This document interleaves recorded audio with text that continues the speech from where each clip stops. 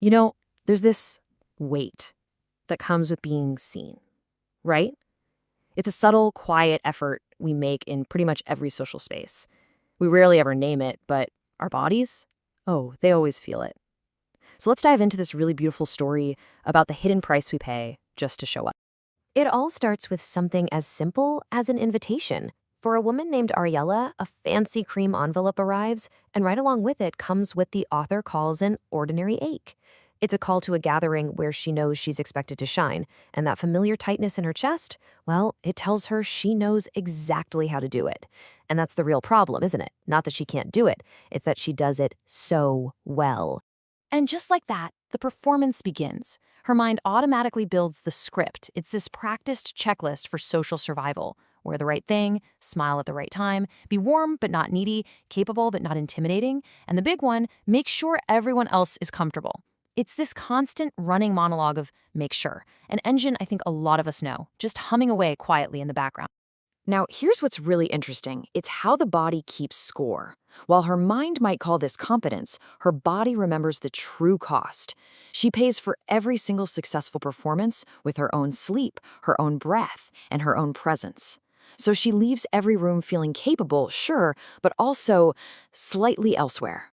But in her home, there's a hidden place, a presence sanctuary. It appears when the house itself just makes space for truth. And as Ariella steps through a secret door in the wall, it feels like a huge exhale. She's leaving the world of expectation behind and entering a space where she can finally be real. And right there at the threshold of this sanctuary stands a lion. Now, he's not a threat. He's more like a silent, watchful guardian. He represents a kind of truth that won't chase you down, but he also won't let you pretend you haven't heard its call. He's just there to witness her journey inward. The sanctuary is filled with mirrors, and each one reflects a totally different version of her. These are her masks, right? The faces she puts on for the world. The polite smile for strangers, the steady gaze for meetings, that bright face she wears when she doesn't want anyone to ask what's wrong. It's a whole collection we might all recognize. So many versions of her, but where is she? Then a voice rises from within her, the voice of her own inner wisdom, named Jael. When Ariella tries to argue that she doesn't perform, Jael asks this simple but kinda devastating question. It just cuts right to the heart of it all, that feeling of being erased by your own efforts to be seen. And this brings us to the core distinction.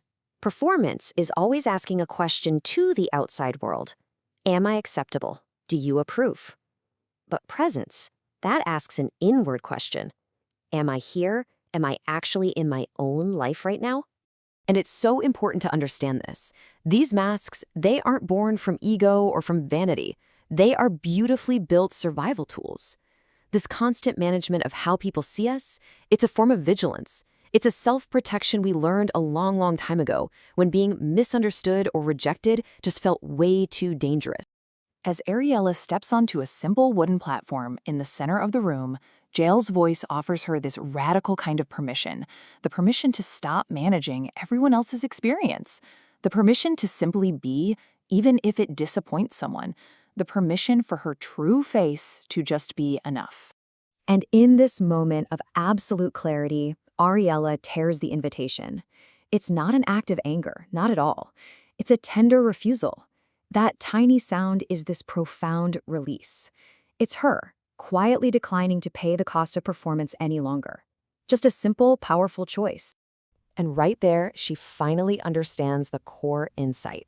The ultimate price she was paying wasn't just being tired. The true cost was absence. She was so busy producing a version of herself for other people that she was completely missing out on the experience of being herself. Janelle offers one last piece of wisdom, reframing the whole idea of the mask with so much compassion. It's not a flaw to be hated. It's a tool that once served a really important purpose, but now it's been outgrown. It can be set down peacefully, not with shame, but with gratitude for how it once kept you safe. So, you see, Ariella's journey through her sanctuary, it isn't just a story, it's a mirror. It invites all of us to return to ourselves. So let's take a minute to reflect on what that journey might look like in our own lives. So think about the last time you felt like you had to be on. What was the bill that came due later? Was it just pure exhaustion, a feeling of emptiness, A deep need to be alone in total silence. Just naming the cost is the very first step to deciding if you still want to pay it. This one goes a little deeper. What are you actually afraid would happen if you just showed up as you are, without all the polishing and proving? Are you afraid of being misunderstood, or disliked, or maybe seen as not enough? What's the story you tell yourself about what would happen if the mask came off? All right, let's make this real. This doesn't have to be some grand gesture. Maybe it's just choosing not to fill a silence in a conversation, or sharing a real feeling instead of a polite one. What is one tiny moment this week where you can stop auditioning and just arrive? And we'll end with this. It's a simple rhythm to carry with you. A little mantra for returning home to yourself whenever you feel that pull to put on a show. The goal isn't perfection, it's presence. Steady, simple, and true.